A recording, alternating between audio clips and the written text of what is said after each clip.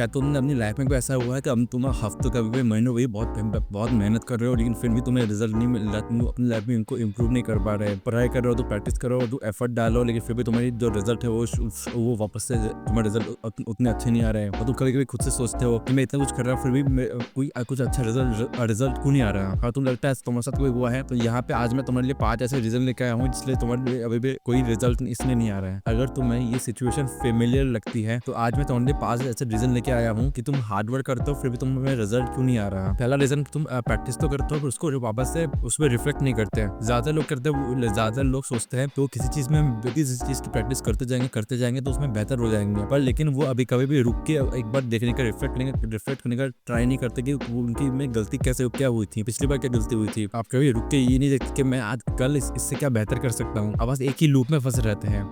इसको ठीक करने के लिए क्या कर सकते हैं, हर पढ़ाई के सेशन के बाद, हर कोई काम करने के बाद आपसे सवाल, अपने से 2 मिनट रुक के ये सवाल पूछो कि क्या ये चीज काम की, इसने अगर काम नहीं किया तो ये क्यों नहीं किया, और अगली बार जब मैं कर सकता हूँ तो क्या अलग कर सकता हूँ जिससे ये अच्छे से काम करेगा। सेकंड रीजन जो है कि आप इंटेंसिटी पे फोकस करते हो बट कंसिस्टेंसी पे फोकस नहीं करते। ज्यादातर लोग क्या करते हो, एक हफ्ते पूरे जाग लगा के काम करेंगे, फिर वो बहुत थक जाएंगे, फिर 2 दिन की छुट्टी ले लेंगे और इंप्रूवमेंट इससे नहीं आती। इंप्रूवमेंट छोटे बर्स्ट ऑफ एनर्जी से नहीं आती। इंप्रूवमेंट छोटे स्टेप लगातार लेने से आती है। अगर आप 1 घंटा भी हर एक दिन देते हो तो आप हफ्ते का 10 घंटे दे रहे हो, जो बहुत बड़ी बात है। आप इसके लिए क्या करना चाहिए, आपको एक स्मॉल स्टेप को फिक्स कर देना चाहिए कि आप इतना तो करो भी, चाहे कुछ भी हो जाए। एग्जाम आप सोच सकते हो क्या कम से कम 25 मिनट तो पढ़ोगे ही, या फिर 20 मिनट एक्सरसाइज करोगे ही, या फिर 5 पे रीड करोगे, भाई चाहे कुछ हो जाए। 25 मिनट पढ़ने के बाद आप चाहो तो ब्रेक ले सकते हो, छुट्टी ले सकते हो। 25 मिनट तो आप पढ़ोगे हर दिन, चाहे कुछ भी हो जाए। थर्ड रीजन जो है कि आप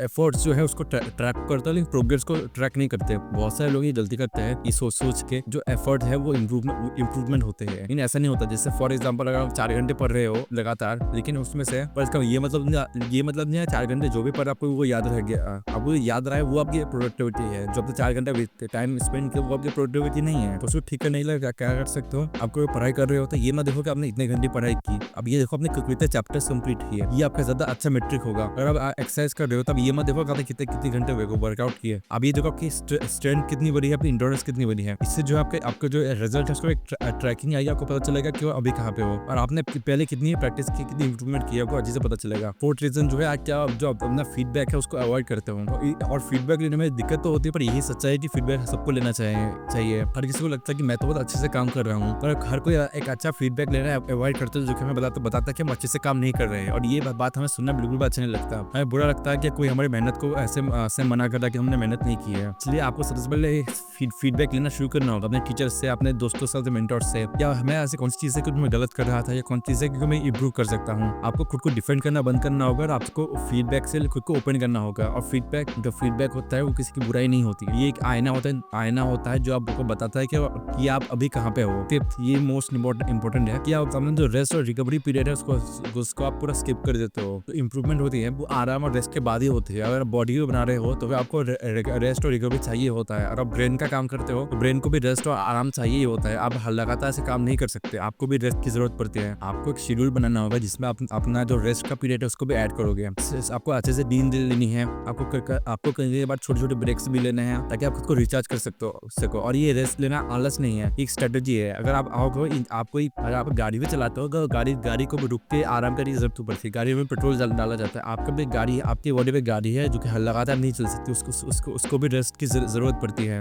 थैंक यू वाले वीडियो को देखने के लिए। तो मैं आपके लिए 5 पॉइंट समराइज कर देता हूँ। पहला पॉइंट है रिफ्लेक्ट करना, ताकि आप अपनी गलती को रिपीट ना करो। सेकंड है कंसिस्टेंसी को फॉलो करना, ताकि एक ही बार बहुत सारा स्टेप ना लो, लगातार छोटे स्मॉल स्टेप लो ताकि आप हर दिन 1% बेटर हो सको। थर्ड है मेजर द प्रोग्रेस, मैं अपने जो प्रोग्रेस किया उसको मेजर करोगे कि आवर्स में नहीं, आपने कितना काम किया उस हिसाब से। जैसे कि अपने एग्जांपल में देखा था कि आपने कितने चैप्टर्स कंप्लीट किए, आप ये जिम में कितनी स्ट्रेंथ बढ़ी ये देखोगे। फोर्थ है आपको जो फीडबैक है उसको एक्सेप्ट करना शुरू करोगे कि आपने क्या गलती कर रहे हो, वो आप आईना देखोगे कि आप फोर्थ है फीडबैक को एक्सेप्ट करना। आप देखोगे कि आप अभी क्या गलती कर रहे थे, आप अभी फीडबैक को एक्सेप्ट करना शुरू करोगे। आप पता करोगे और लोगों से पूछोगे कि आप क्या गलती कर रहे थे, अब उस गलती पे एक्ट भी करोगे। फिफ्थ है रेस्ट लेना, आपको आराम की जरूरत पड़ती है। जैसे हमने बताया कि गाड़ी को भी आराम की जरूरत पड़ती है, कोई भी 24 घंटे लगातार काम नहीं कर सकता, आपको भी नींद की जरूरत पड़ती है, आपको भी रेस्ट लेना पड़ता है। इस वीडियो को देखने के लिए थैंक यू, बाय।